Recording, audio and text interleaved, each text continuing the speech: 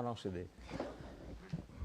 buongiorno a tutti, buongiorno ai consiglieri, colleghi consiglieri, buongiorno agli assessori, al sindaco, alla segretaria facente funzione, dottoressa Costalonga, al messo comunale, buongiorno ai telespettatori che ci vedono da casa e buongiorno agli operatori della tenda TV.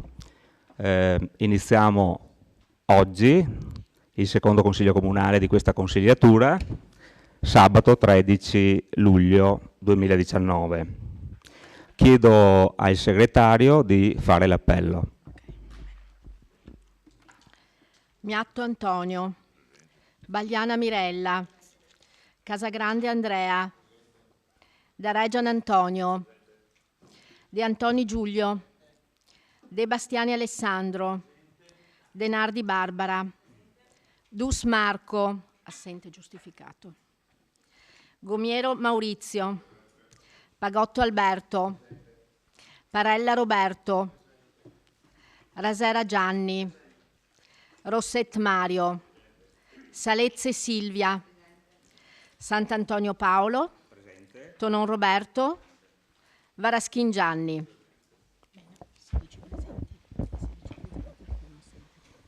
16 persone presenti, un assente, quindi possiamo iniziare. Sì, nominiamo subito i 3 scrutatori per le votazioni di oggi. Saranno 2 votazioni a scrutinio segreto. Quindi la volta scorsa chi ha fatto da scrutatore possiamo utilizzare Varaschin, poi Mirella Bagliana e Maurizio Gomiero. Perfetto. Allora, prima di iniziare darei alcune comunicazioni, brevi comunicazioni. Allora, avete visto tutti che sul tavolo vi ho fatto trovare una copia dello statuto e una copia del regolamento che gli uffici hanno predisposto e che ringrazio. Mi permetto di ricordare ai consiglieri comunali, soprattutto a quelli nuovi, che questi sono gli strumenti che dovranno essere utilizzati, sono i nostri strumenti di lavoro e che dovranno essere utilizzati e tenuti sul banco durante i consigli comunali perché sono molto utili.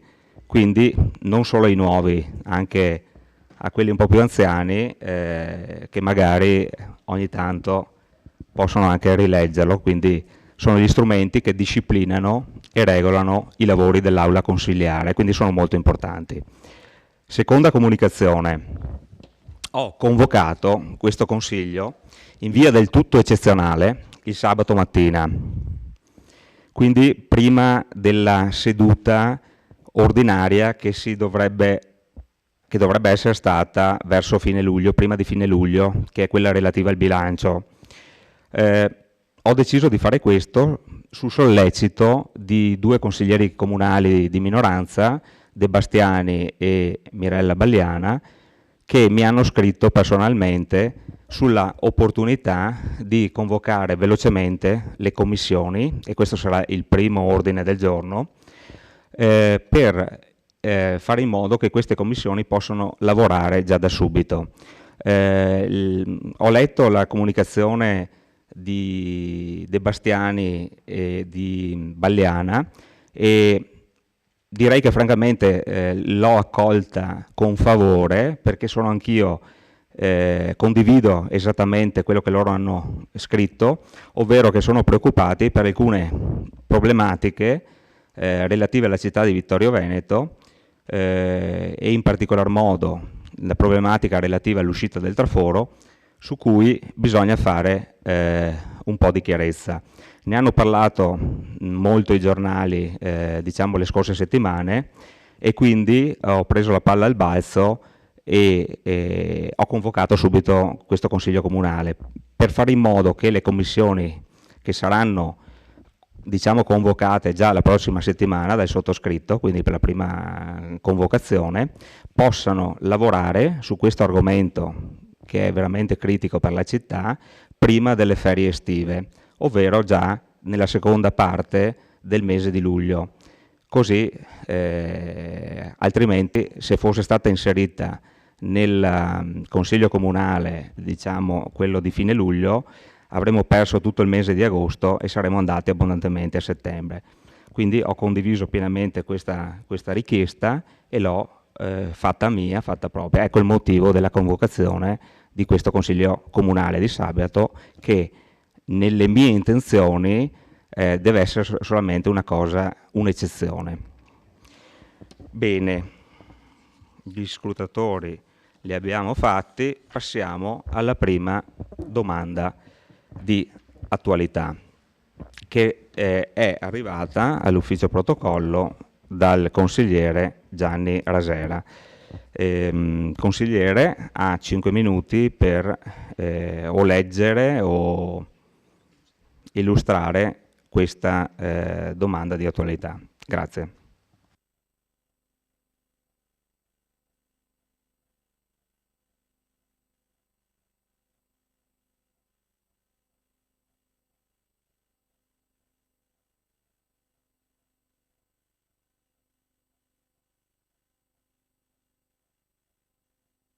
Ok. La domanda di attualità che pongo è relativa alla realizzazione della rotonda di Viale del Cansiglio, presso il recupero dell'ex milanese. Sulle pagine di QDP News è comparso un articolo in merito ai lavori di Viale del Cansiglio, nel quale sono riportate le lamentele dei residenti e dei commercianti per la chiusura della strada e per la mancanza assoluta di maestranze che lavorano. Chiedo se le notizie del quotidiano online sono veritiere e che l'amministrazione comunichi al Consiglio Comunale quali sono le difficoltà che impediscono il proseguo dei lavori. Grazie.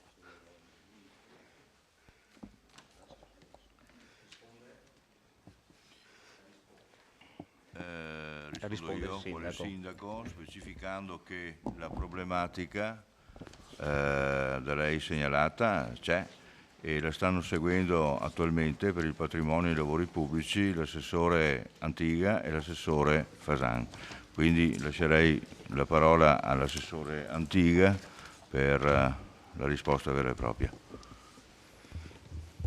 Grazie signor Sindaco e un grazie al consigliere Rasera per la domanda di attualità che la reputo assolutamente pertinente anche a questo consesso consigliare.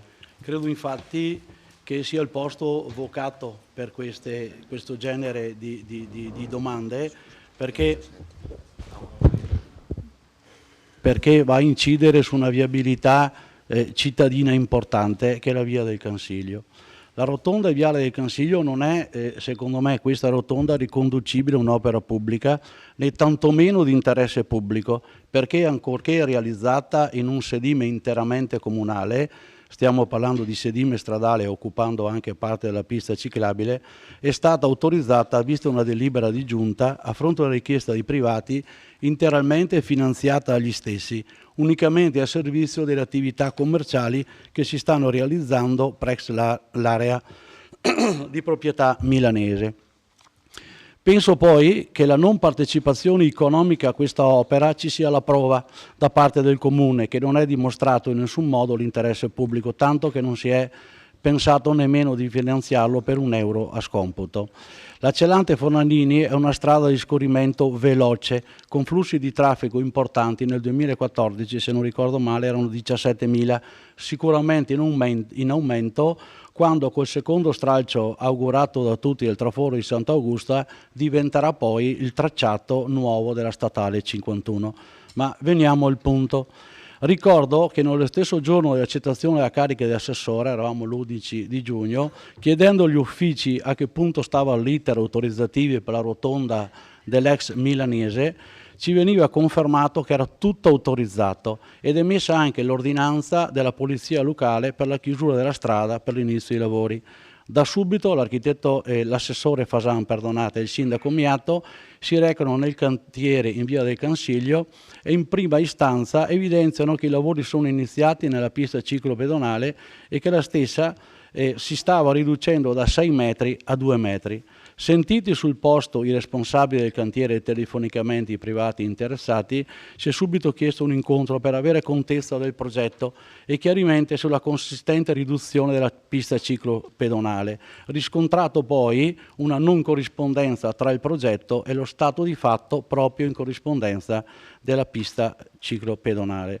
Nell'incontro avuto con la proprietà, dove ero presente anch'io, il sindaco e l'assessore, ed i tecnici della proprietà, fatte le nostre dimostranze, in primi della non corrispondenza del progetto allo stato del fatto e poi alla dimensione della costruenda rotatoria, ci siamo presi alcuni giorni per la verifica delle dimensioni di quella rotatoria, che si inseriva in un ormai statale e che aveva dimensionamento di progetti pari a 29 metri. Abbiamo voluto poi fare un excursus sulle rotonde che sono già state realizzate nel comune di Vittorio Veneto e comune limitrofe, e se vogliamo fare una disamina, tanto per avere un po' di contezza dei numeri, partiamo che la rotonda nuova fatta sulla 51 al Tosano misura esterno 58 metri con interno 43. L'interna di Via Adige, quindi la rotonda girando a sinistra per entrare proprio al Tosano, misura 41 metri di esterno, 21 di interno. Se poi saliamo verso la zona industriale troviamo una rotonda di 72 metri con 52 interno. Saliamo ancora, troviamo un'altra rotonda, quella dell'emisfero, 44 metri esterno, 32 interno. E vi dirò di più che nella rotonda dell'emisfero, con delle verifiche fatte con l'ANAS a suo tempo, perché possa via da Mosto diventare la variante alle 51, quella rotonda l'ANAS l'aveva dichiarata insufficiente, quindi necessariamente abbisognava di essere allargata. Poi saliamo ancora, quinto corpo d'armata, abbiamo un 53-36 perché un ovale, un 44-26, ma facciamo una media di 48 metri e 31 interno. Arriviamo all'ospedale, troviamo una rotonda da 77 metri, 60 interno, e se proseguiamo ancora in Anziano troviamo una rotonda, che io la definisco quasi una ciambella, che ha 25 metri in esterno. La costruenda rotonda del Viale del Cansiglio ne misura 29. Questo è per dare un po' di numeri e per capire quali sono le dimensioni e anche per rappresentare perché questa amministrazione si è un po' preoccupata della dimensione di quella rotonda.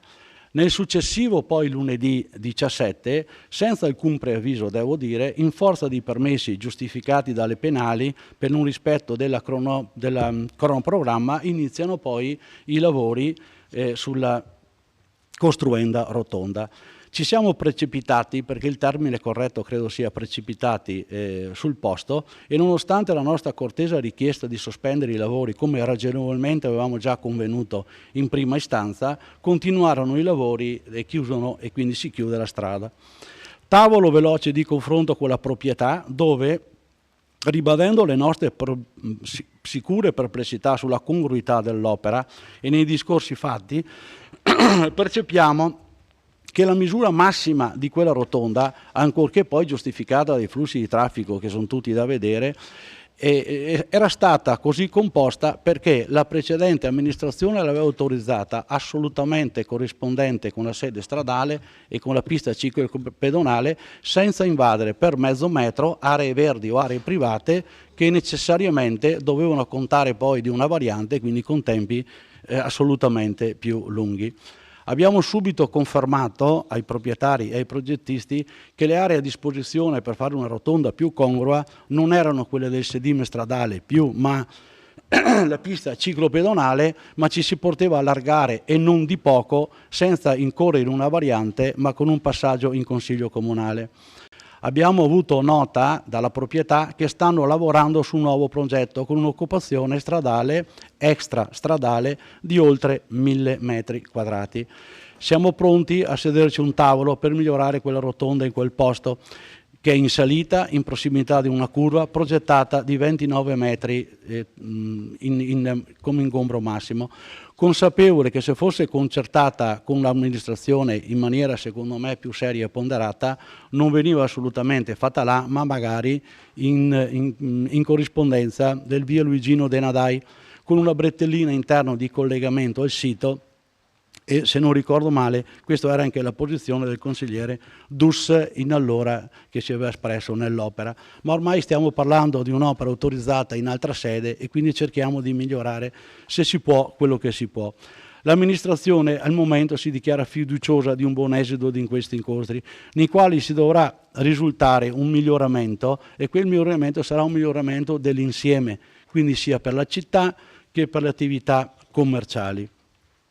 Nella malaugurata ipotesi contraria, questa amministrazione intenderà poi nominare una terna di collaudatori, 2 magari li nomina il comune, 1 viene nominato alla proprietà, che in primis venga verificato e riconosciuto per la pubblica utilità di quella rotonda e successivamente si passerà al collaudo delle opere che si trovano insediate in quel luogo.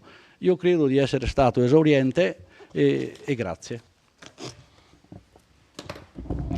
Grazie, Assessore Antiga. Bene. Allora, adesso c'è un'altra domanda di attualità.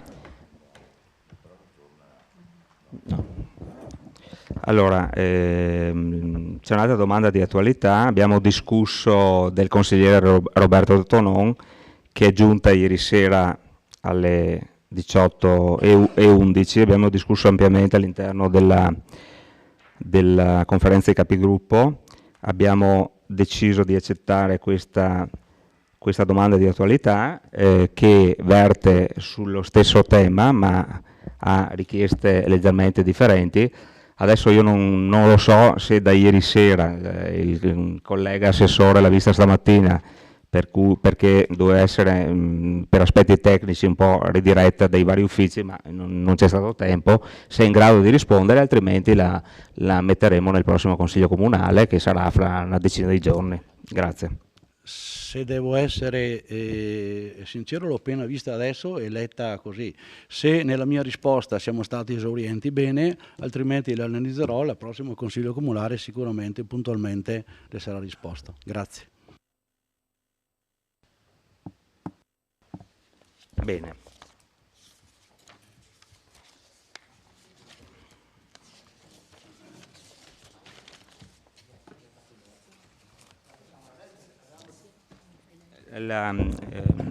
Consigliere Tonon, legga pure la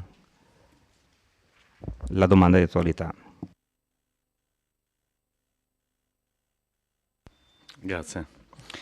Con la presente, in riferimento all'articolo riportato dal quotidiano online QDP News datato 11 luglio 2019, quindi il giorno prima della richiesta, avente come titolo Vittorio Veneto rotatoria ex milanese, protestano cittadini e commercianti per il prolungarsi del blocco di via del Cansiglio, presumo sia lo stesso articolo a cui faceva riferimento il collega Raserra. Considerando inoltre l'articolo apparso sul quotidiano online Oggi Treviso del 13 giugno, un mese prima, 2019, in cui si leggono le seguenti dichiarazioni da parte dell'architetto Stefano De Vecchi. Abbiamo incontrato il sindaco Miato e l'assessore Fasan e la richiesta che ci è stata fatta è di allargare il tratto di pista ciclopedonale da 2 ad almeno 2,5 metri. Ci stiamo lavorando con i nostri progettisti e riusciremo ad arrivare ai 2,5 metri orchiestici, se non di più, rimanendo sempre dentro il sedime comunale. Si chiede se l'opera che si sta realizzando sia conforme al progetto approvato e se le modifiche di cui parla l'architetto Stefano De Vecchi siano state approvate. Grazie. Assessore, se vuole ribadire. Io credo che la risposta sia presto fatta, nel senso che nella lettura della precedente più o meno si intende quanto. L'affermazione fatta dall'architetto De Vecchi è stata fatta prima degli incontri e questo era una cosa che era maturata quando l'assessore Fasan e il sindaco si sono trovati nel sito e quindi sembrava in prima istanza che fosse importante lavorare sulla pista ciclabile. Difatti da questo articolo si evince che loro ancora pensavano di inserire l'opera assolutamente all'interno della viabilità esistente. Abbiamo constatato che c'era possibilità di sconfinare non poco dalla viabilità esistente e quindi successivamente poi è nato quanto alla risposta del consigliere precedentemente.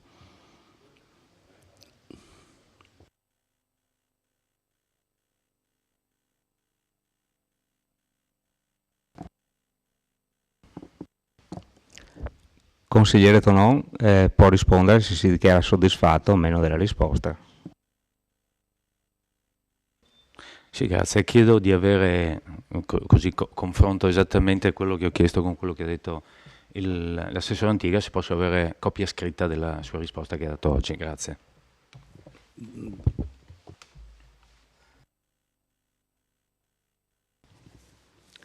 Bene, passiamo ora al punto 2 dell'ordine del giorno, interpellanza risposta orale presentata dai consiglieri De Bastiani Alessandro e Bagliana Mirella, gruppo Rinascita Civica, ad oggetto passaggio a livello di via Martel.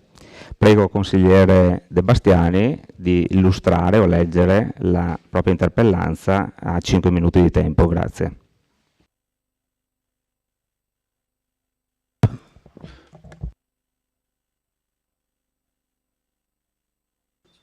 Ecco qua.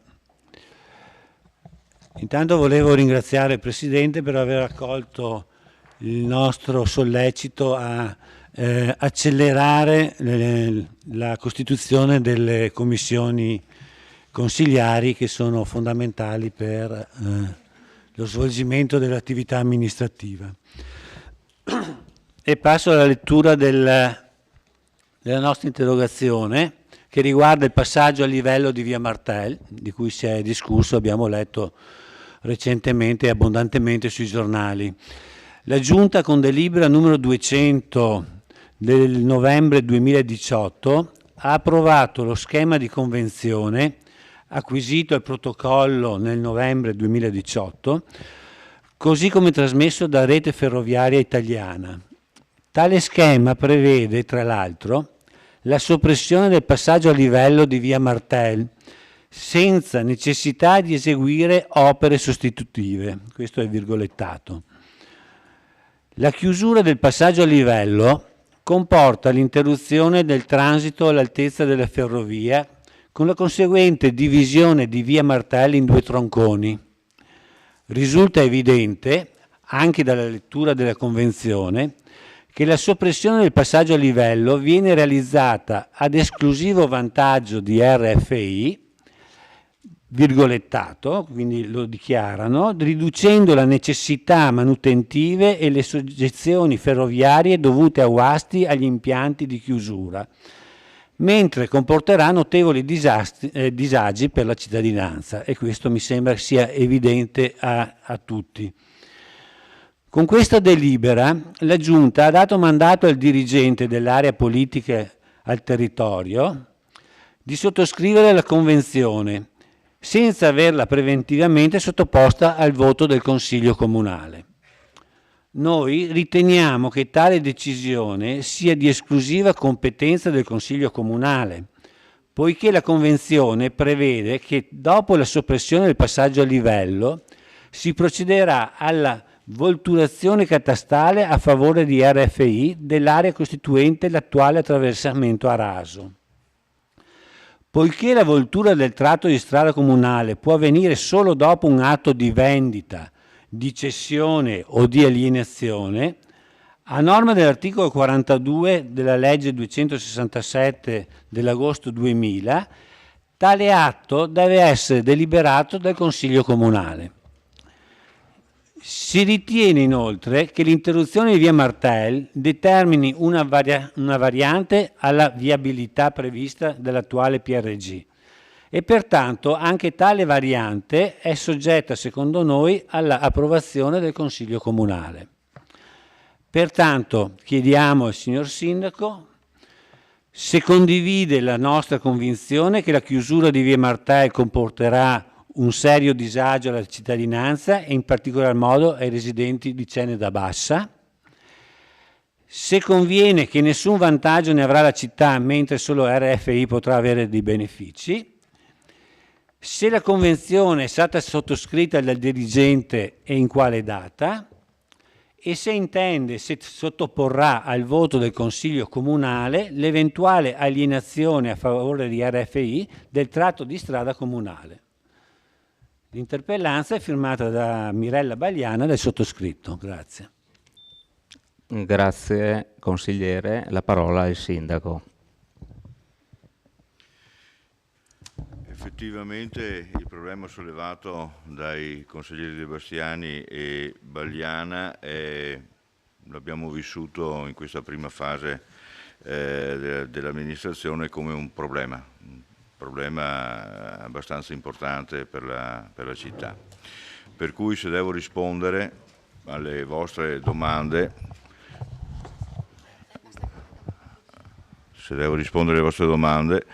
rispondo alla domanda 1 che sì, è anche mia e anche nostra convinzione che il disagio che questa modifica dovrebbe venire apportata fra non molto in città sarà un serio disagio sia per i residenti sia per tutto il territorio viciniore e anche per un certo traffico di passaggio che si sa che approfitta di via Martel per raggiungere la zona industriale, quindi mi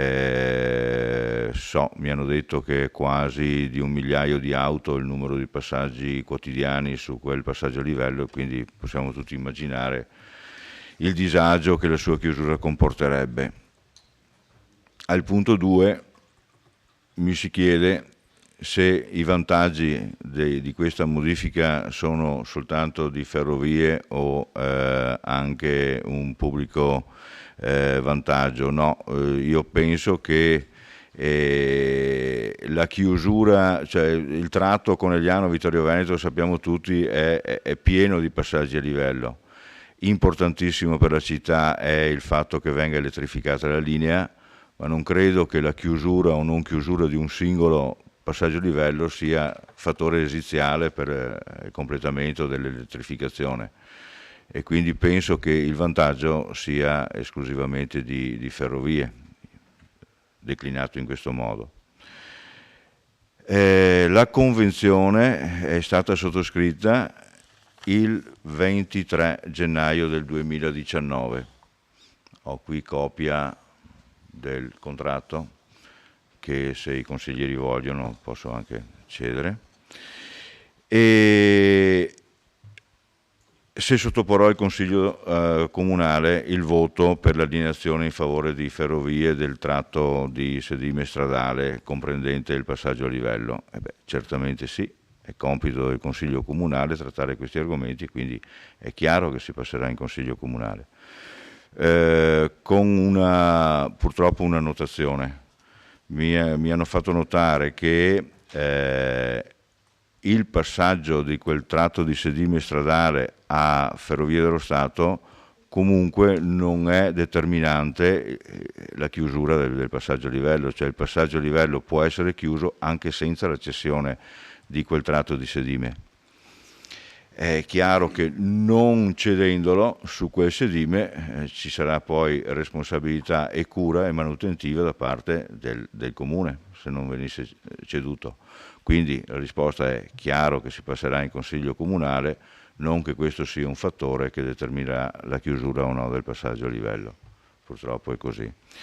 Ho avuto dei contatti con la Regione proprio in questi giorni e altrettanti contatti li ha avuti il consigliere Darè, che se mi fa la cortesia, consigliere Darè, se mi fa la cortesia di esplicitare quello che anche lei ha saputo interloquendo con la Regione circa quel passaggio a livello.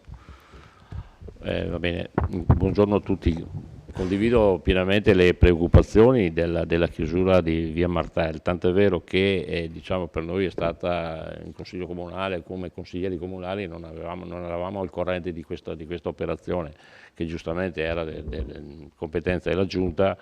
Ho avuto un incontro informale con l'assessore De Berti, al quale ho spiegato che la chiusura di quel passaggio a livello per noi è determinante per la città, soprattutto in questa fase, anche perché non è stata completata la viabilità della famosa bretella, che qualcuno dice bretella infame, ma di fatto è una bretella, è un'opera viaria molto importante, e quindi diciamo, nella progettualità fatta da questa amministrazione noi abbiamo intenzione non solo di non chiudere quel passaggio a livello, ma ho chiesto personalmente, ma ci sarà poi l'incontro da parte del sindaco e della giunta, anche di aprire quel famoso sottopasso che porta a quell'isola ecologica al CAP, perché diciamo è necessario anche nel progetto dell'allargamento di quella area industriale, perché così è stata definita da tantissimo tempo, e quindi ha chiaramente detto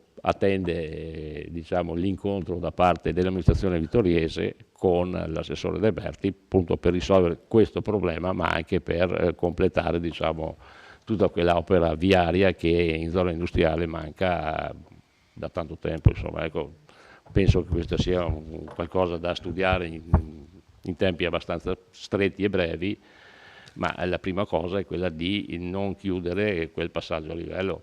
Ce ne sono tanti, ho capito che per ferrovie il passaggio a livello è un costo, ma siccome la ferrovia è un servizio va a carico della comunità. Volevo semplicemente completare dicendo che quanto riferito dal consigliere D'Arè corrisponde a quanto ho potuto interloquire io con l'assessore De Berti. Aspetta. Prenotare.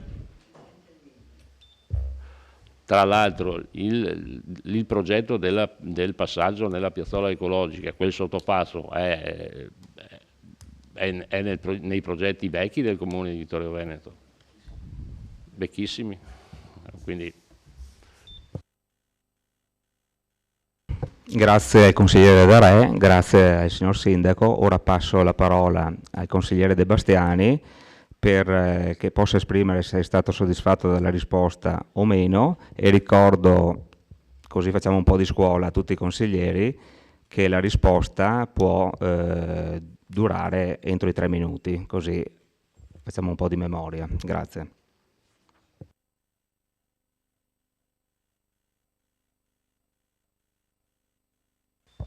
Mi dichiaro soddisfatto della risposta.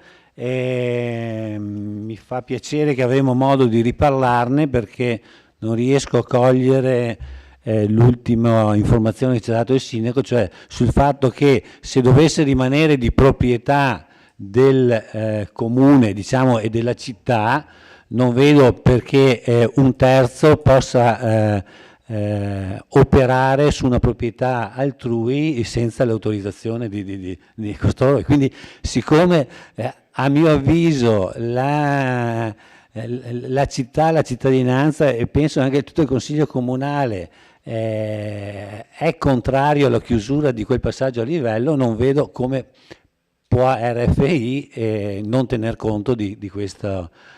Però avremo modo di parlarne, anche perché c'è da aggiungere che nella disperata condizione di dover sottomettersi a questa decisione, spero di no, però come minimo va considerato una piccola alternativa pedonale o ciclopedonale, perché c'è da tenere presente che oltre a tenere unito un quartiere, tiene uniti anche dei complessi scolastici che possono avere una necessità di collegamento futuro.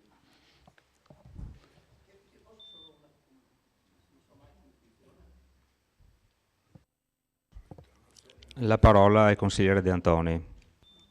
Ok, scusate, io adesso non conosco le motivazioni per le quali si è arrivati a questa convenzione, a questo accordo. Probabilmente c'era un accordo generale che riguardava anche l'elettrificazione della linea, eccetera. Però credo che se un accordo è stato fatto, una convenzione è stata firmata, possa anche essere disdettata, possa essere anche, visto che Ferrovie RFI, come si chiama, è comunque una società, diciamo, quasi statale, in cui si può ragionare. Io ho avuto un'esperienza per la parrocchia di Salsa, in cui quando hanno fatto la linea, hanno fatto i lavori, in cui avevamo fatto una convenzione, e poi sono stati loro a richiedere di annullarla perché avevano trovato una soluzione diversa. Analogamente penso che possa essere fatta anche dal Consiglio Comunale.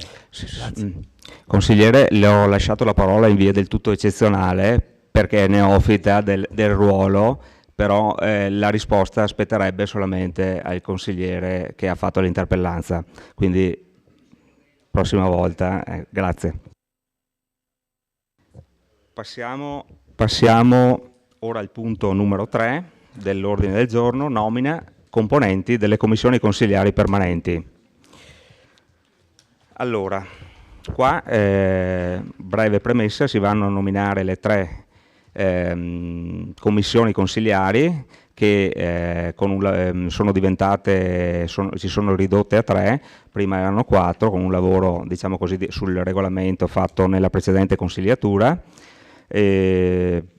Direi i componenti delle varie commissioni sono stati proposti dai capigruppo. Ora io vado a leggere il testo della delibera, poi faccio la proposta che mi è stata comunicata dai capigruppo e poi andremo a deliberare, quindi votare e avere anche l'immediata eseguibilità della delibera.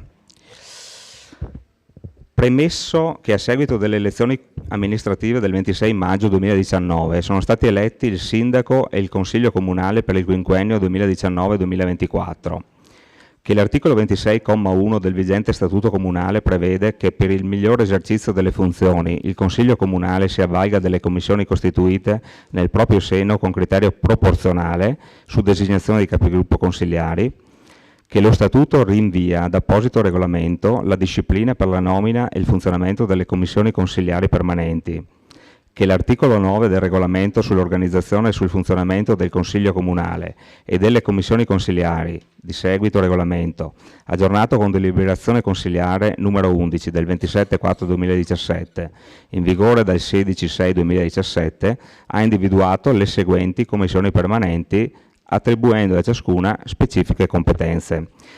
Prima commissione, affari istituzionali, attività culturali, turistiche, sportive, informatizzazione. Riguarda iniziative istituzionali, rapporti tra organi istituzionali comunali ed extracomunali, organismi di partecipazione, rapporti con enti, istituzioni, servizi demografici, servizi scolastici, istruzione, sport, attività di promozione turistica, servizi sociali, politiche giovanili, servizi culturali e museali, biblioteche, statuto e regolamenti istituzionali, servizi informatici, attività normativa sulle materie di competenza. Seconda commissione, territorio, sviluppo economico, polizia urbana, amministrazione e controllo del territorio, urbanistica, edilizia privata, lavori pubblici, ambiente, servizi e rapporti nei comparti di lavoro, industria, commercio e terziario nel suo complesso, artigianato e agricoltura, rapporti con le strutture produttive pubbliche e private, mercati, polizia amministrativa, polizia urbana e protezione civile, attività normativa sulle materie di competenza. Terza commissione, finanze, patrimonio, società partecipate. Servizi di amministrazione e controllo, ragioneria generale, economato, patrimonio, demanio, tributi, tariffe, imposte, documento unico di programmazione, bilanci del comune, controllo di gestione, società partecipate, attività normativa sulle materie di competenza. Premesso che, ai sensi dei commi 4 del richiamato articolo 9, il Consiglio Comunale stabilisce il numero dei componenti di ciascuna commissione permanente. La nomina avviene su designazione dei capigruppo, con voto palese e a maggioranza, garantendo la rappresentanza delle minoranze, ritenuto di stabilire al fine di rispettare i criteri indicati dallo Statuto Comunale e dal regolamento come sopracitati, che le commissioni consigliari siano composte da numero 5 consiglieri, garantendo la rappresentanza della minoranza e di procedere alla nomina dei componenti. Preso atto che spetta al Presidente del Consiglio Comunale provvedere alla prima convocazione di ciascuna commissione per la nomina del Presidente e del Vicepresidente entro 20 giorni dalla data di esecutività della presente deliberazione, ai sensi dell'articolo 11 del suddetto regolamento, visti l'articolo 27,1 del già citato regolamento, che prevede per ogni effettiva partecipazione alle commissioni consigliari il diritto ad un gettone di presenza nella misura stabilita dalla legge e dai provvedimenti attuativi. L'articolo 79 della legge 267 del 2000, testo unico enti locali, che prevede per i lavoratori dipendenti facenti parte di commissioni consigliari il diritto di assentarsi dal lavoro per la partecipazione alle riunioni, ivi compreso il tempo necessario per raggiungere il luogo della riunione e rientrare al lavoro. Eccoci qua, udita quindi la proposta dei capigruppi consigliari con cui mi sono riunito in precedenza a questo Consiglio, e la proposta è stata quella di nominare componenti delle commissioni consigliari permanenti i seguenti consiglieri: per la prima commissione affari istituzionali, attività culturali, turistiche, sportive e informatizzazione, consigliere Parrella, consigliere Casagrande, consigliere Salezze, consigliere Balliana, consigliere Denardi. Per la seconda commissione, territorio, sviluppo economico, polizia urbana, consigliere Gomiero, consigliere Rasera, consigliere Pagotto, consigliere De Bastiani, consigliere Dus. Per la terza commissione Finanze, Patrimonio e Società Partecipate, consigliere Varaschin, consigliere Parrella, consigliere Pagotto, consigliere Tonon, consigliere De Antoni. Allora, visti i pareri di regolarità tecnica e contabile resi rispettivamente dal responsabile del servizio interessato e dal responsabile del servizio finanziario, ai sensi dell'articolo 49 del decreto legislativo 267 del 2000, testo unico degli enti locali, passo ora alla votazione in forma palese della delibera. Allora, favorevoli? Contrari? Astenuti? Allora, favorevoli 15, contrari 0, astenuti 0. Passiamo ora. Unanimità, 16. Scusate, 16, unanimità, mi correggono. Passiamo ora a votare la immediata eseguibilità della delibera. Favorevoli? Contrari? Astenuti? Ecco, anche in questo caso 16 favorevoli, unanimità. Quindi la delibera è immediatamente eseguibile.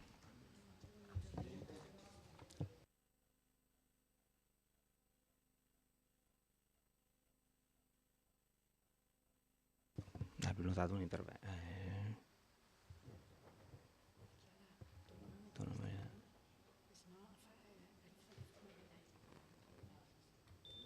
Sì, grazie. Chiedevo solo se il numero quindi è implicitamente compreso nella votazione dei nomi. Sì, cioè, a scrutinio palese anche il numero di fatto. Ok, sì. Grazie.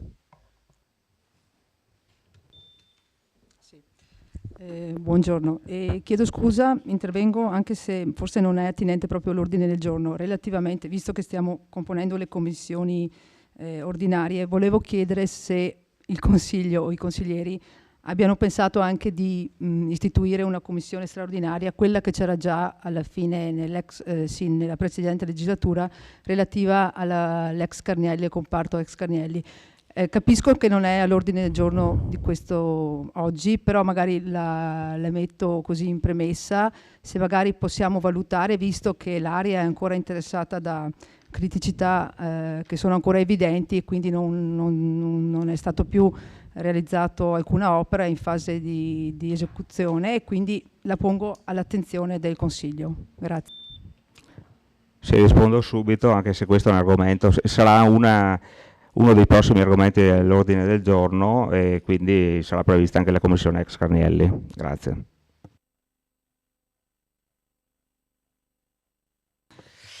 Andiamo avanti con l'ordine del giorno, punto numero 4, nomina della Commissione per la formazione degli elenchi dei giudici popolari, ai sensi della legge 10/4/1951, numero 287.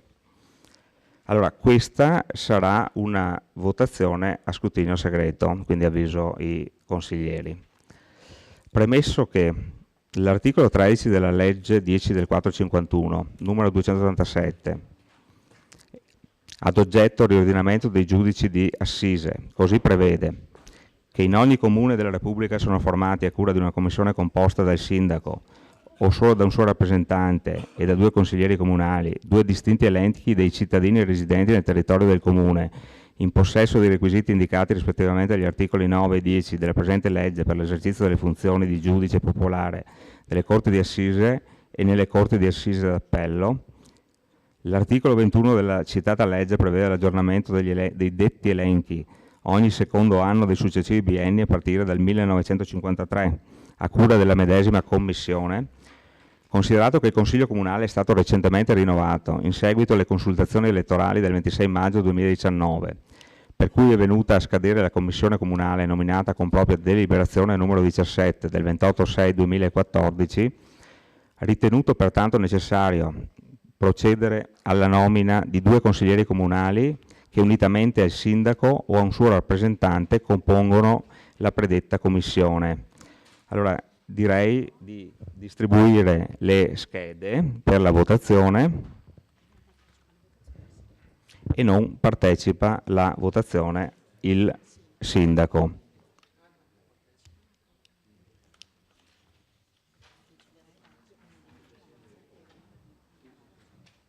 Sì, glielo dico.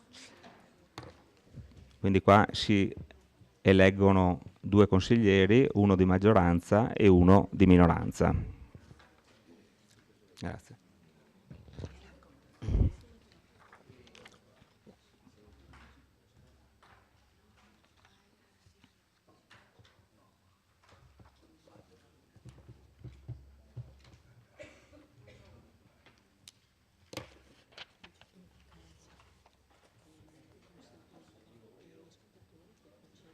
Sì, gli scrutatori possono procedere alla raccolta delle schede. No, passa lo scrutatore. Perché no?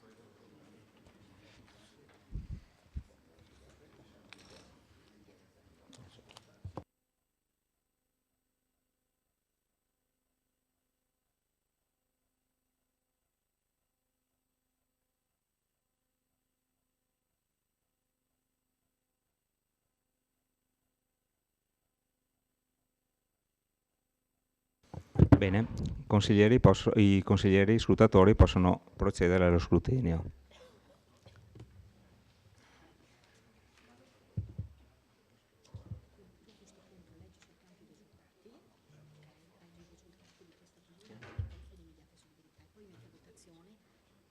Leggo e immediata eseguibilità e basta.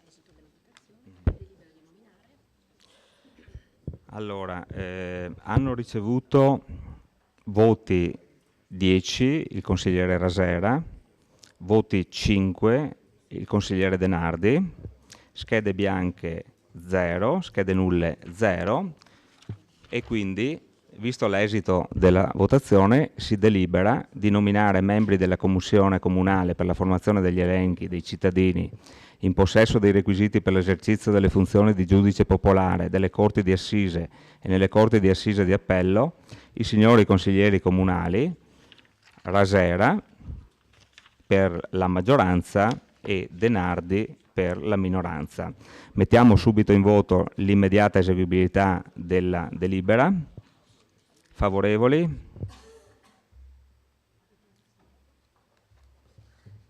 Contrari? Astenuti? Unanimità. Grazie.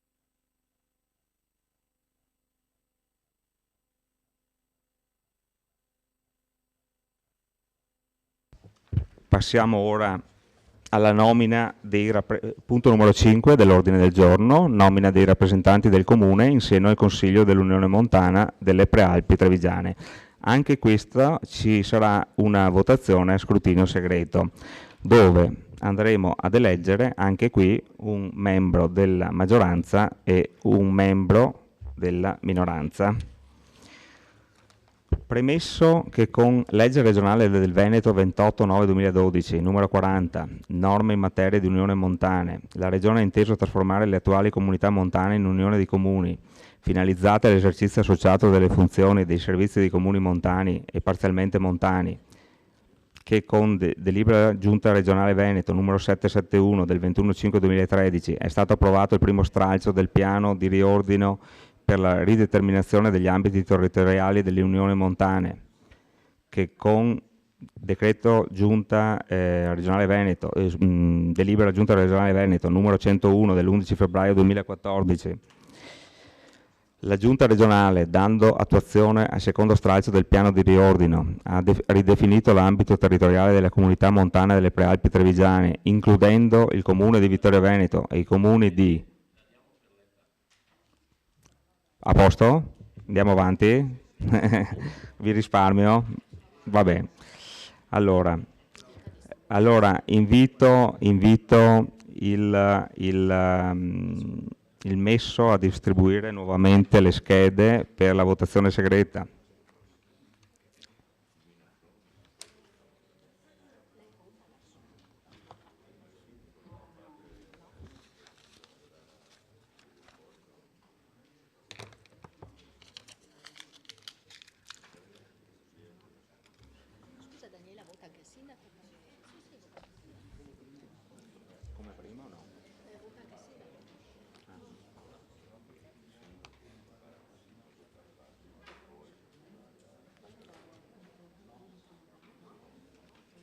Grazie.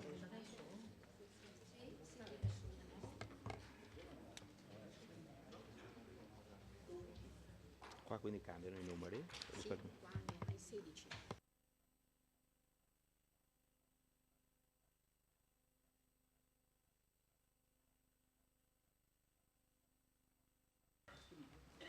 Prego, consigliere De Bastiani. Domanda semplice e banale, ma non possiamo chiudere sta comunità montana che non ha... lo so che Fasan ci tiene. Allora, in bilancio penso che abbia 0. Non ha più nessun ruolo. È un relitto dei carrozzoni inventati a suo tempo.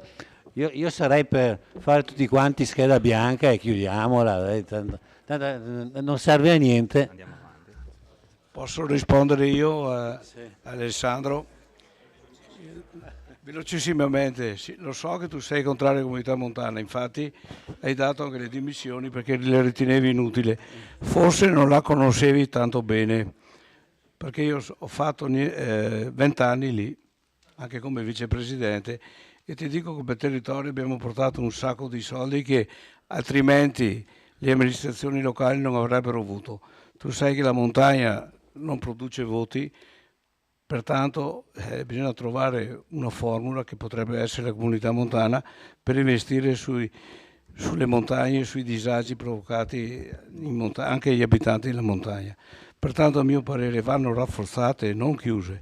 E comunque noi aspettiamo l'autonomia che ci dia un po' di soldini, speriamo, però alla fine entro il 2021 non si possono chiudere. Entro? Il 2021 la Regione, a una risposta della comunità montana che tu hai fatto, ha detto che fino al 2021 non si possono chiudere. Poi ti faremo felice o vedremo cosa fare. Grazie consigliere. Successivo? No? Sì, consigliere De Nardi. Presidente, non relativamente a quello che ha detto il consigliere De Bastiani o l'assessore, Però, come giustamente rilevava prima il consigliere D'Arè, che ha detto diamola per letta, credo che il Presidente sia perfettamente in grado di fare un sunto delle delibere che andiamo a approvare via via. Pensare di andare avanti per 5 anni con lei che legge tutto il testo delle delibere mi pare leggermente tedioso, soprattutto per quelli che si devono guardare il Consiglio Comunale da casa. I consiglieri le hanno lette tutti quanti perché le hanno avute in dotazione prima della seduta, per cui cerchiamo di fare un sunto senza grandi riferimenti giuridici e quant'altro, perché tra l'altro diventa anche scarsamente comprensibile per chi è da casa sentire uno che con un tono monotono legge il modello epigrafe tutta la delibera. Accetto il suggerimento del consigliere Denardi e faccio tesoro di quello che mi dice. Sarò sicuramente in grado di fare sintesi. La prossima volta faremo come lei suggerisce, non ci sono problemi, guardi. Sì, grazie. Era solo per ricordare all'assessore Fasan che esiste una proposta di legge della Lega datata qualche anno fa che proponeva di chiudere tutte le comunità montane, le allora comunità montane.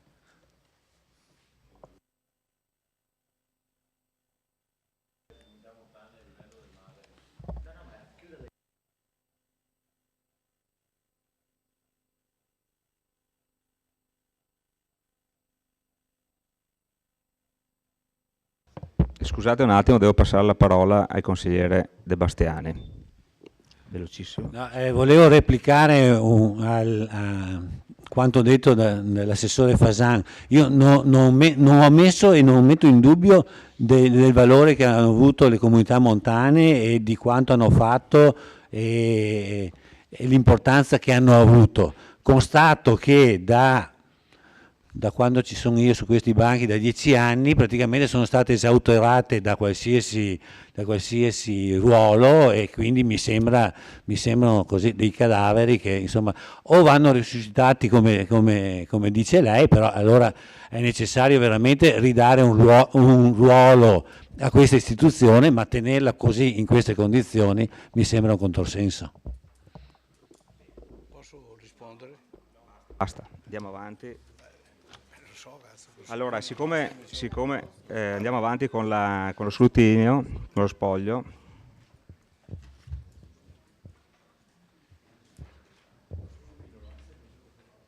dai, sta buono.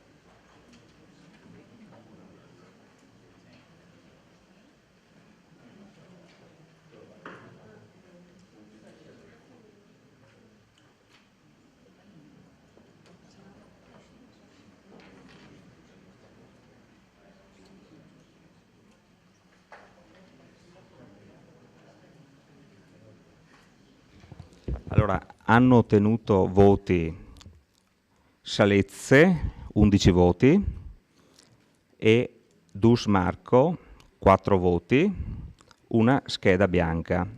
Quindi, visto l'esito della votazione a scrutinio segreto, delibero di nominare rappresentanti del Comune di Vittorio Veneto nel Consiglio dell'Unione Montana delle Prealpi Trevigiane i consiglieri Salezze per la maggioranza e Dus per la minoranza. Ora passiamo alla immediata eseguibilità della delibera. Favorevoli? Contrari?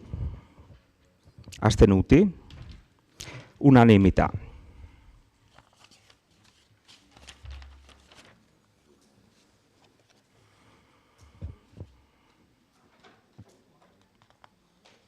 Bene.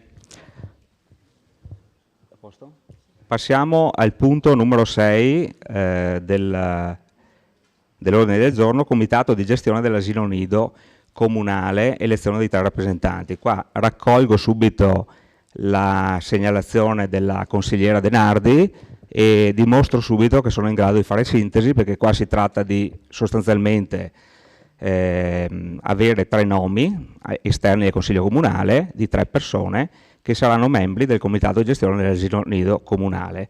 Quindi in Consiglio dei Capigruppo sono stati proposti dalla maggioranza Dus Sandra e Erika Antoniazzi e dalla minoranza Rita Lott.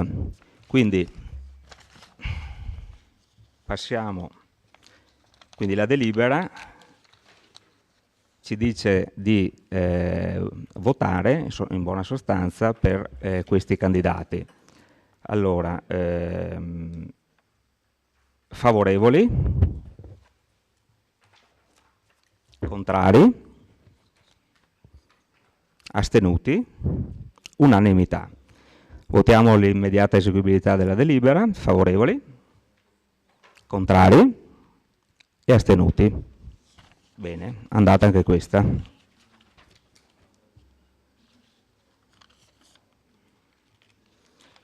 Punto numero 7 dell'ordine del giorno. Qua si tratta di fare una presa d'atto relativa al bilancio di previsione 2019-2021, un primo prelevamento dal fondo di riserva ordinario per l'esercizio del 2019. È una comunicazione, quindi questa la leggo, anche se sono poche righe. Premesso che la Giunta Comunale ha assunto con deliberazione numero 61 del 21/3/2019, avente ad oggetto bilancio di previsione 2019-2021, il primo prelevamento del fondo di riserva ordinario per l'esercizio 2019, atteso che ai sensi dell'articolo 166,2 del decreto legislativo 267 del 2000, la suddetta deliberazione va comunicata al Consiglio Comunale nei tempi stabiliti dal regolamento di contabilità, visto l'articolo 11,2 del vigente regolamento comunale di contabilità, approvato con propria deliberazione numero 5 del 1/3/2018, che così recita: le deliberazioni di prelevamento del fondo di riserva sono comunicate al Consiglio Comunale nella prima seduta consiliare utile ed in ogni caso entro la data fissata per l'approvazione del rendiconto dell'esercizio a cui si riferiscono. Udita la lettura della deliberazione giuntale sopra richiamata, prende atto dell'avvenuta comunicazione della deliberazione della Giunta Comunale numero 61 del 21/3/2019, avente ad oggetto bilancio di previsione 2019-2021, primo prelevamento del fondo di riserva ordinario per l'esercizio 2019. È una presa d'atto, quindi passiamo avanti al punto.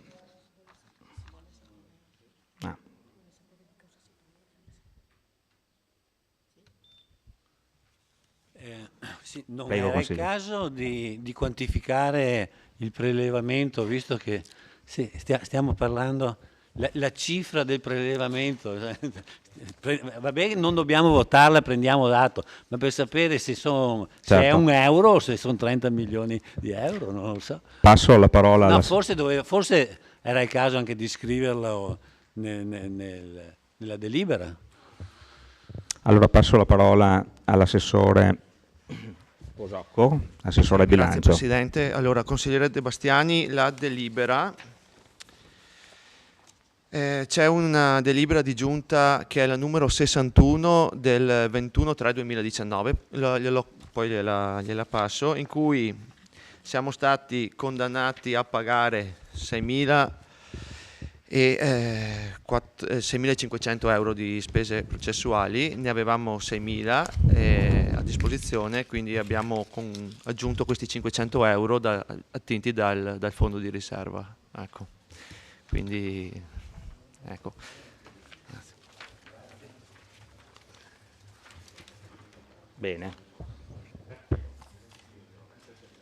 Bene. Passiamo al punto numero 8. Ratifica della deliberazione della Giunta Comunale numero 183 del 26/2019, avente ad oggetto variazione d'urgenza al bilancio di previsione 2019-2021 con conseguente adeguamento del PEG 2019-2021 seconda variazione. Faccio un sunto. Allora, qua si tratta di ratificare una delibera di giunta che è stata resa necessaria per questa variazione d'urgenza al bilancio, si è resa necessaria per poter dar seguito a degli interventi di manutenzione ordinaria sugli edifici scolastici nel periodo fatti nel periodo estivo, quando l'attività scolastica è sospesa. Se l'assessore al bilancio vuole aggiungere qualcosa, altrimenti passiamo a deliberare. C'è qualche dettaglio? Il dettaglio è che questi lavori erano stati previsti per la tinteggiatura degli edifici scolastici durante il periodo estivo e questi 45.000 euro erano stati messi a titolo 2, quindi come spese in conto capitale. In realtà è una spesa corrente, quindi abbiamo spostato i soldi dal titolo 2 alla spesa corrente in modo da in questo periodo eseguire i lavori di tinteggiatura. Bene, allora possiamo passare direttamente alla votazione. Quindi favorevoli, contrari, astenuti, unanimità. Passiamo alla immediata eseguibilità della delibera. Favorevoli, contrari, astenuti, quindi la delibera è immediatamente eseguibile. Passiamo ora al punto 9 dell'ordine del giorno, e qui c'è una mozione presentata dal consigliere Denardi. Denardi Edus. Prego il consigliere Denardi di illustrare la mozione. Faccio anch'io il riassunto, visto che ho così proposto per le altre. Come forse tutti quanti sapete, la Regione Veneto sta approvando avvicini un po' il microfono un progetto di legge regionale che prevede per un costo di 300.000 euro in 3 anni, quindi 100.000 euro all'anno, la consegna della bandiera marciana a tutti i bambini nati nell'anno precedente. Questo con una sostanziale bizzarria, visto che successivamente al deposito della mozione sono usciti gli ultimi dati del bollettino socio-economico del Veneto, quindi il servizio statistico regionale. Per il 10° anno, in questo caso consecutivo, le nascite in Veneto sono calate e a fronte di una proposta iniziale di 50.000 euro di spesa annuale, quindi 150.000 in 3 anni, la proposta finale approvata ha raddoppiato gli importi. La situazione, come abbiamo detto, in Veneto vede un costante calo delle nascite, significativo peraltro, perché siamo oltre i 1.000 nati in meno rispetto a ogni anno rispetto all'anno precedente. Sappiamo benissimo quanto, e lo avete scritto anche voi nella vostra proposta di programma di mandato, vi sia attualmente una situazione economica non sicuramente favorevolissima. In una congiuntura economica negativa, le famiglie che hanno bisogno di sostegno sono sicuramente maggiori che in una congiuntura economica positiva, e gioco forza per ogni famiglia che ha un reddito basso o comunque difficoltà economiche. È indispensabile concentrare i propri sforzi per quanto riguarda la crescita dei nuovi nati su quello che è, diciamo così, tra virgolette, indispensabile. Non voglio dire che la crescita culturale di un bambino non sia un fatto indispensabile, però sicuramente se non riesci a dargli da mangiare, ancor meno gli riesci a comprare libri o quant'altro. Il nostro comune, e mi spiace che siano assenti sia l'assessore alla cultura sia l'assessore ai servizi sociali, forse anticipando il consiglio comunale si poteva scegliere una data in cui tutti e due gli assessori, o quantomeno uno dei due assessori interessati, era anche presente. avrebbero potuto sicuramente darci qualche indicazione ulteriore utile alla discussione, però faremo a meno. Il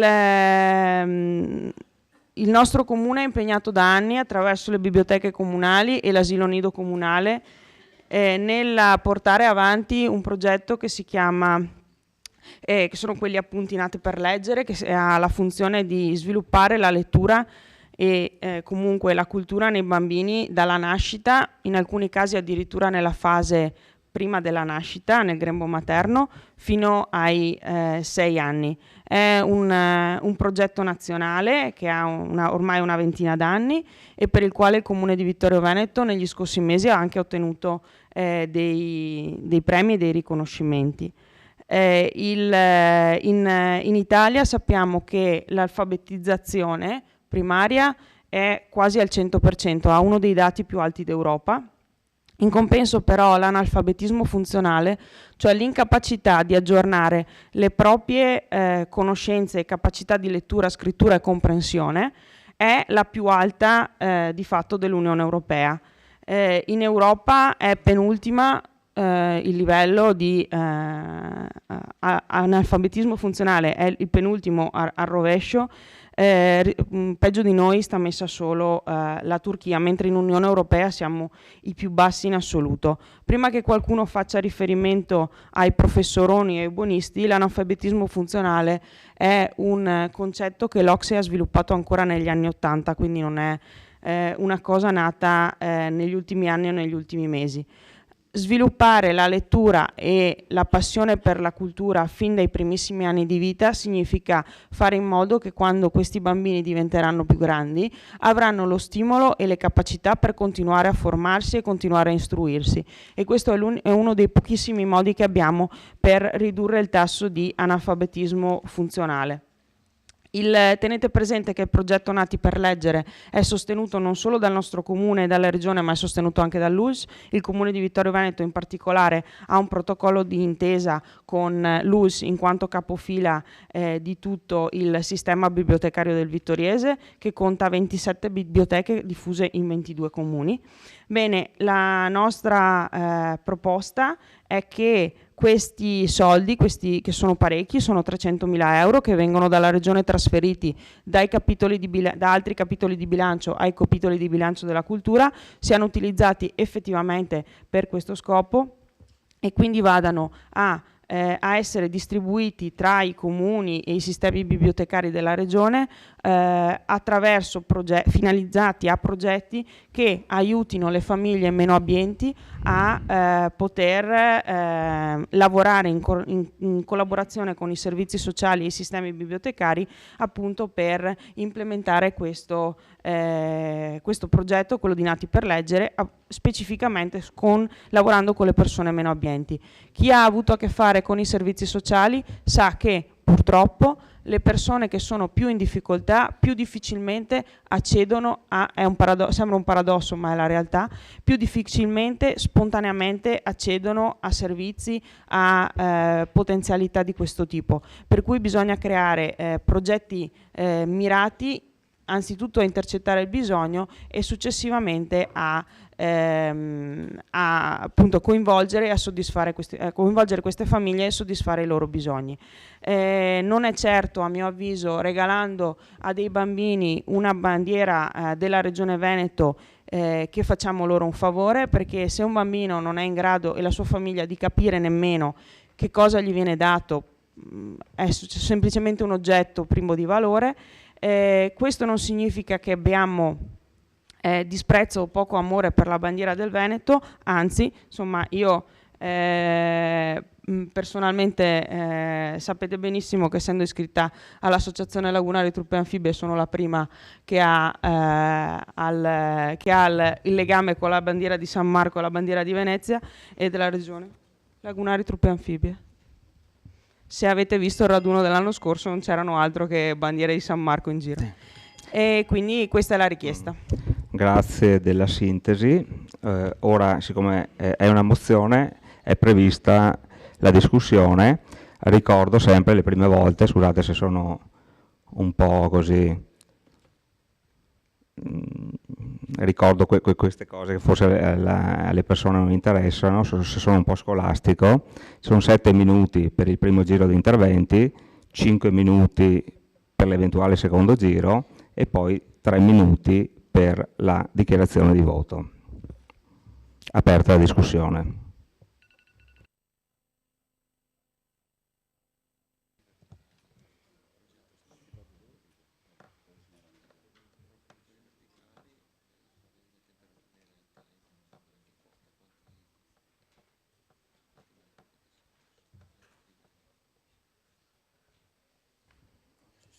Se non ci sono altri interventi,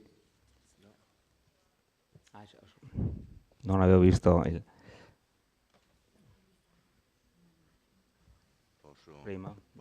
Prego, signor Sindaco.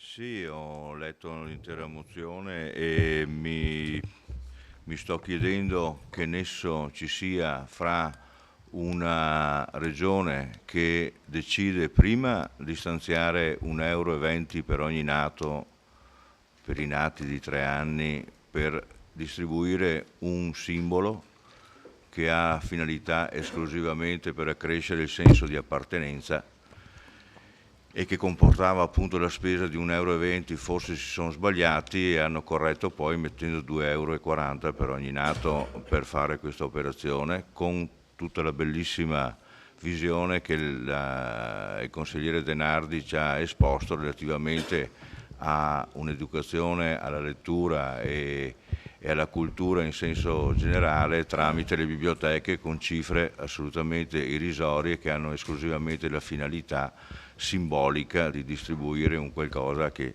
ripeto, è finalizzato esclusivamente a aumentare il senso di appartenenza e quindi anche l'impegno sociale futuro di ciascuno di quei bambini là. Per cui assolutamente io sono addirittura d'accordo di quello che ha fatto la Regione, sperando che ci siano fondi in sufficienza per fare anche quello che dice lei, ma è tutto un altro capitolo, non vedo il nesso fra le due cose. La ringrazio, signor Sindaco. Ho visto che c'è un intervento del consigliere Tonon, a cui passo la parola.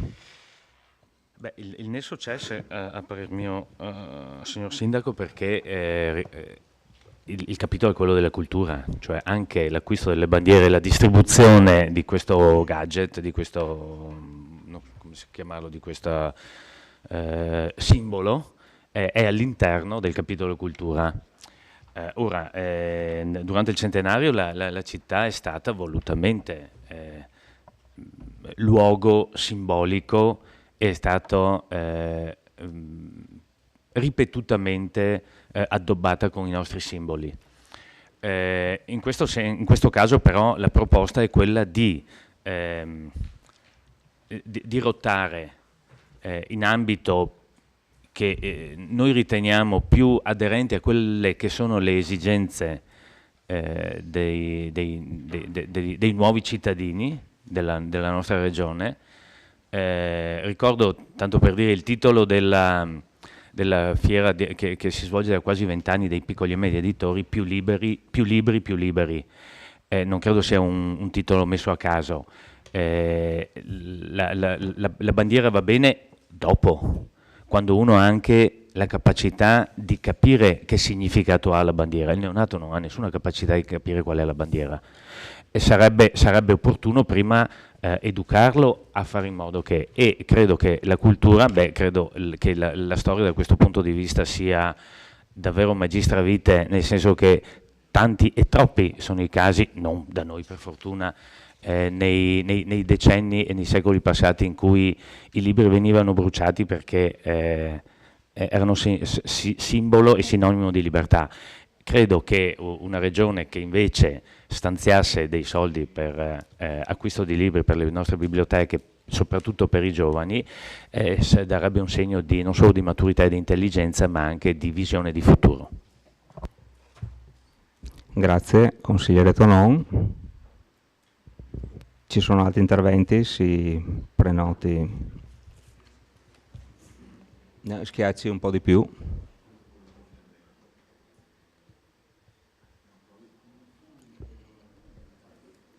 Qualcuno può dare una mano? Ecco, perfetto. Vabbè. Un attimo. Ok, vado. Perfetto, vada pure. Un po' alla volta imparerò. No, mi sembra di condividere la proposta della consigliere Denardi e di Marco Dus su questo tema. Non è tanto il discorso sull'euro e 20 o 2,40, quanto è un principio, cioè quello di favorire queste iniziative a favore della cultura senza perderci in questi aspetti. Diciamo, la bandiera può essere importante, un simbolo che però appunto a un anno appena nato un bambino non riesce a capire, e se lo capirà dopo qualche anno non troverà più la bandiera in casa probabilmente. Ecco, quindi direi che è una questione, diciamo, importante questa che ha sollevato il consigliere Denardi, e mi sento di condividerla pienamente. Grazie, consigliere De Antoni.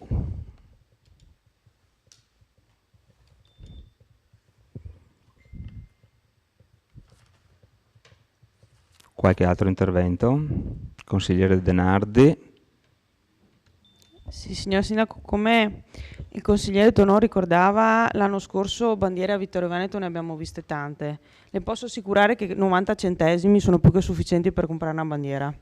Non ne servono 2,40, salvo che non la vogliano ricamata in oro a mano da qualche anziana signora bravissima, magari, probabilmente. Comunque 90 centesimi anche al dettaglio, non all'ingrosso, sono più che sufficienti, stia tranquillo, anche perché ne ho comprata io qualcuna di recente, quindi non è un grosso problema.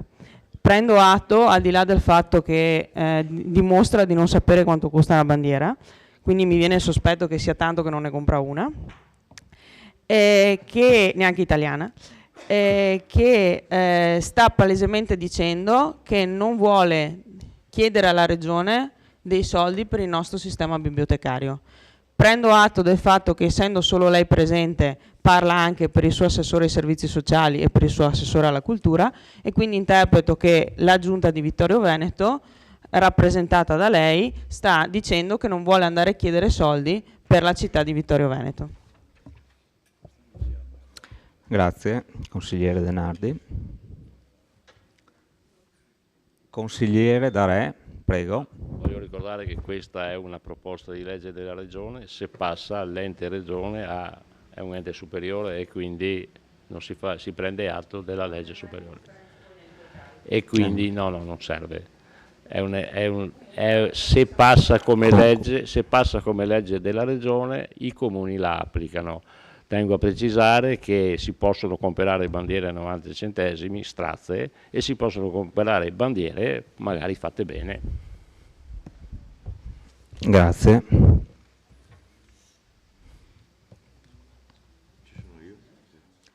Prego, Sindaco.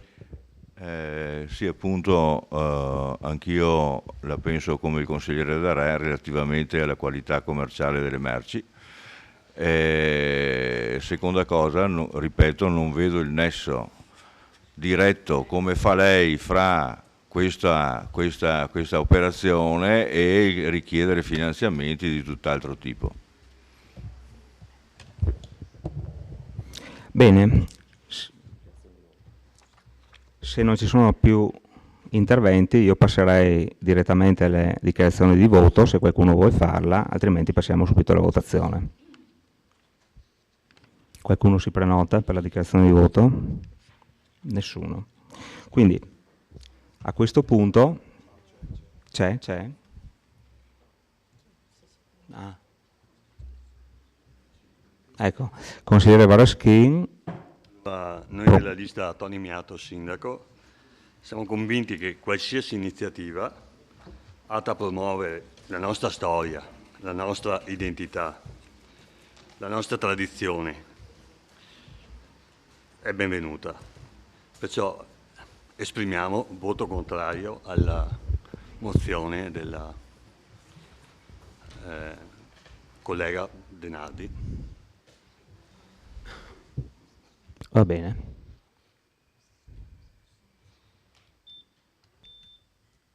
Prego, consigliere Rossetta. Non avevo intenzione di intervenire, però dopo quello che ho sentito soprattutto da lei, consigliera Denardi, Microfono più vicino. Dire oggetto privo di importanza, non solo oggi perché parliamo della bandiera del Veneto. Posso parlare o ha da intervenire lei? Allora, non solo oggi perché si parla della bandiera del Veneto, ma anche nel primo consiglio comunale, io indosso molto spesso di simboli a me molto cari. Leone andante, Marciano, leone in Moeca. Innanzitutto voglio ricordare che il fenomeno di iconoclastia verso il leone marciano ha avuto nel tempo 4 grandi ondate. La prima nel corso delle scorrerie genovesi in Adriatico 1380-1381, la seconda ai tempi della Lega di Cambrai 1508, poi proseguita fino al 1516, quando i francesi invasero lo Stato veneziano da terra. La terza nel 1797, subito prima e dopo la caduta della Repubblica di Venezia. A Vittorio Veneto ne abbiamo un esempio. Il leone dell'antico palazzo della comunità di Serravalle è stato scalpellato in segno di spregio dai giacobini napoleonici proprio nel 1797. La quarta fra il 1920 e il 1953, con le migliaia di statue marciane andate distrutte sotto la tremenda dittatura.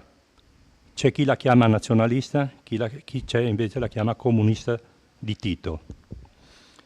Questa mozione, in più l'impugnazione nel 2018 da parte della Presidenza del Consiglio, governo Gentiloni, di vietare l'obbligatorietà di esporre la bandiera del Veneto su edifici, sede di organi e uffici statali, sono forse una nuova ondata iconoclasta?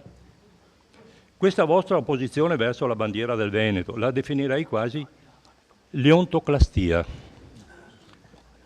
Se la questione è di natura meramente economica, facendo i conti della serva, giustamente come ha detto lei, si parla di 2,40 euro per neonato. Se la questione è politica, non è certo da sovversivi volere donare la bandiera a ogni nato nel territorio veneto, di qualunque consigliere, sia ha un minuto perché è una dichiarazione di voto, attenzione. Di qualunque sia il colore della sua pelle, sia figlio di veneti, di italiani o di sempre più numerosi migranti. Chi nasce in Veneto non è mai stato considerato un straniero. Un foresto che ha voglia di lavorare e di integrarsi con i nostri valori è sempre stato e sempre sarà il benvenuto. A ben guardare, come dice il sindaco di Santa Lucia di Piave, il gesto politico si traduce in una sorta di riconoscimento dello ius solis. In altre parole, il diritto a essere riconosciuti cittadini del luogo dove si nasce, in questo caso il Veneto. Specifico che quella veneta è l'unica bandiera al mondo che riporta la parola pace. Vota a favore o vota contro? Il nostro programma di mandato, nel nostro programma di mandato è prevista la divulgazione della storia del Veneta, e donare questo simbolo per noi è mantenere questa promessa. Consigliere. Noi consiglieri della Liga Veneta, della lista Toni Miato, sindaco, appoggiamo in toto il progetto del Consiglio regionale e quindi traducendo in Veneto la mia dichiarazione di voto è sen contrari a bloccare questa legge. Bene, grazie consigliere. Passiamo alla dichiarazione di voto del consigliere De Bastiani. Sì, allora io voglio appunto motivare il nostro voto che sarà di astensione per una questione di coerenza che secondo me dovrebbe stare alla base di questi ragionamenti, in quanto che anche se questa azione si possa considerare uno spreco, per alcuni uno spreco, per altri no, però se si considera uno spreco, allora gli sprechi devono essere considerati in toto. Allora nella passata tornata amministrativa, faccio un esempio, ma ne faccio uno, è anche minimo, potrebbero essere tanti altri più consistenti, di fronte a uno spreco di 7.500 euro per un'analisi alla ex Carnielli che non valeva neanche 1.000 euro. Un rappresentante dell'amministrazione mi ha risposto che 7.500 euro di fronte a un bilancio di 32 milioni sono una sciocchezza e che quindi lasciassi stare. Ecco, allora non mi dilungo su altri esempi e su altre note di evidenti sprechi che sono stati fatti negli ultimi anni, e quindi io dico, per una questione di coerenza era meglio soprassedere e lasciar perdere questa questione, quindi noi ci asterremo al voto. Bene. Passo la parola al consigliere De Nardi. Sì, solo un secondo, 2 parole al consigliere Rosset. Forse lei non ha letto che noi abbiamo scritto espressamente che ogni veneto e anche noi siamo legati a profondo affetto dai simboli nazionali e regionali. Quindi tutto quello che ha detto non riguarda sicuramente me. Dichiarazione di voto. Ha fatto affermazioni su quello che ho detto inventandosi le cose, per cui fino a prova contraria so quello che dico ancora io. Il Partito Democratico ovviamente voterà a favore. Grazie. Bene. A questo punto passiamo a votare la delibera di approvare la mozione dei consiglieri Dus Marco e Barbara De Nardi del gruppo consigliare Partito Democratico, presentata in data 25 giugno 2019, protocollo 2514-8, per bloccare il progetto di legge del Consiglio regionale del Veneto nel testo allegato al presente atto, che costituisce parte integrante e sostanziale dello stesso. Allora, favorevoli?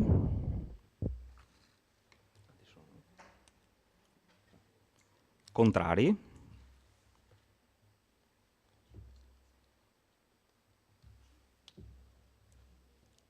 Astenuti?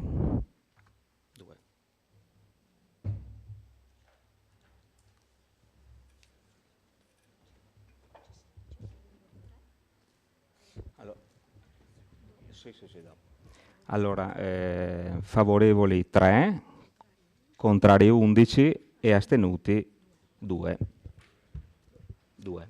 Perfetto. Basta. Chiudiamo questo punto. E ci sono delle comunicazioni da parte del sindaco.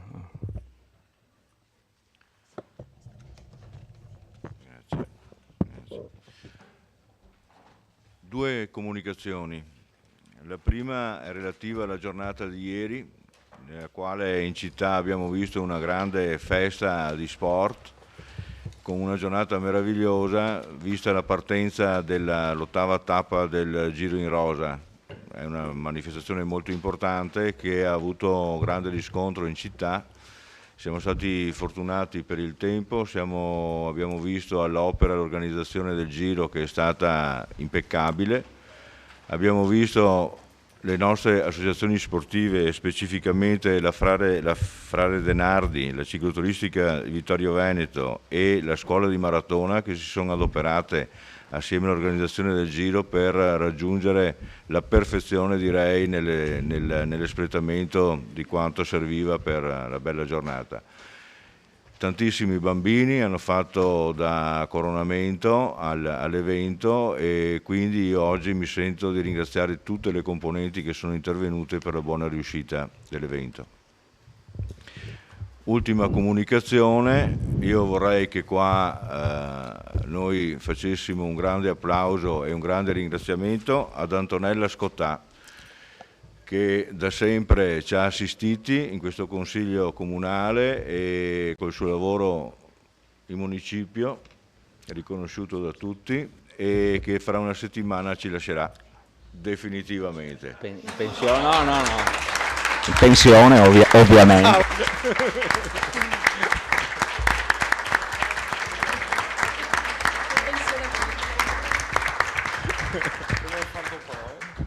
Bene. Una parolina in più, hai ragione, sì. Bene, allora io ringrazio i consiglieri comunali, gli assessori, il segretario, ringrazio il pubblico della presenza di oggi, ringrazio anche i telespettatori che ci guardano da casa. Il consiglio comunale è concluso, buon weekend a tutti.